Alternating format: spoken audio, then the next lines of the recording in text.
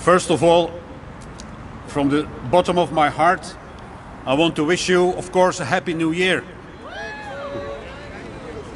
Nowroz Mubarak. My friends, the whole world agrees that Iran should never come to possess nuclear weapons.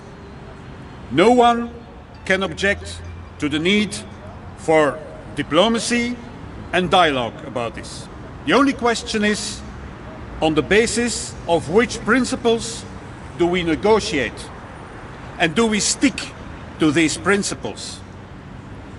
Principles should be that any agreement should benefit the people of Iran and should not be at the expense of the people of Iran. That it should not jeopardize the security of the region, and it should not jeopardize our security here in the West. But first, the facts. The facts are that the Ayatollah regime holds the world record for executing people publicly, including minors, and committing the most horrific human rights violations and oppression and persecution of minorities. These are the facts. The facts are also that this regime is constantly waging proxy wars across the wider region and is an exporter of anti-democratic, anti-Western hatred, fundamentalism and terrorism around the world. These are the facts. The facts are that this regime stands in the way of a lasting peace in the Middle East. Knowing these facts, I am concerned.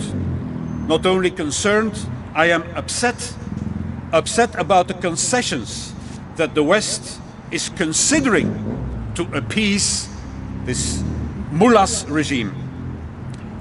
Three things I want to point out.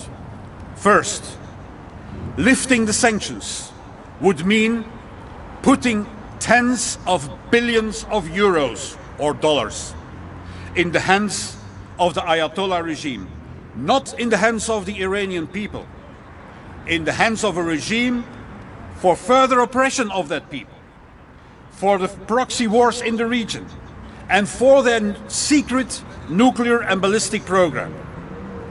Two, I do support the call by more than 80 members of the United States Congress yesterday, or the day before yesterday, to Secretary of State Antony Blinken. And I hope that other parliaments across the world will follow that example. A call to keep Iran's Islamic Revolutionary Guard Corps on the list of foreign terrorist organizations.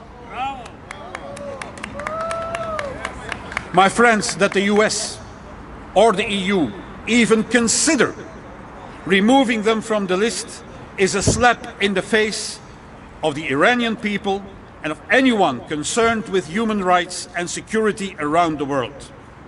For years, the IRGC has supported and participated in numerous human rights violations and terrorist activities.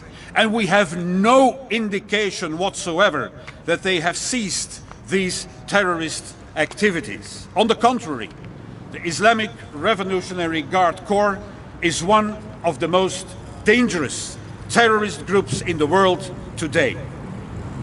And three, today, 24th of March, the military aggression against Ukraine has been going on for exactly 1 month. And I want to express my solidarity with the people of Ukraine.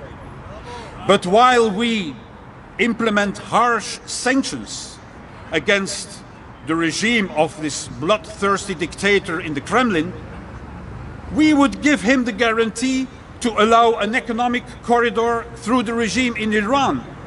And so Putin could use that guarantee to circumvent these sanctions. This is totally aberrant and unacceptable.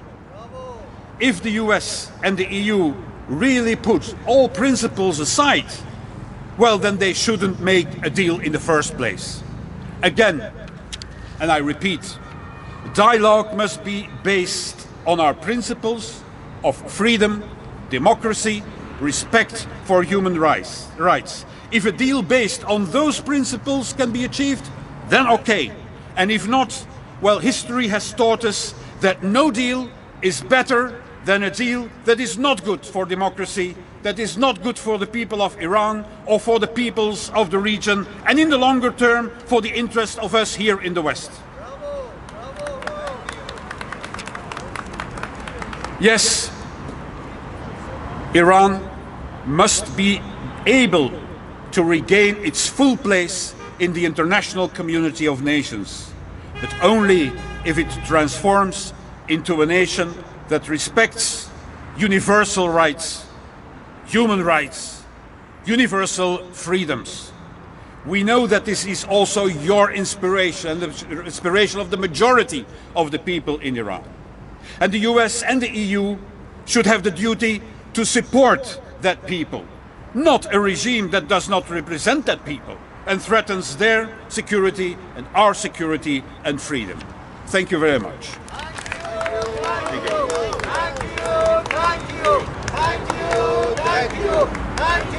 Thank you. Thank you.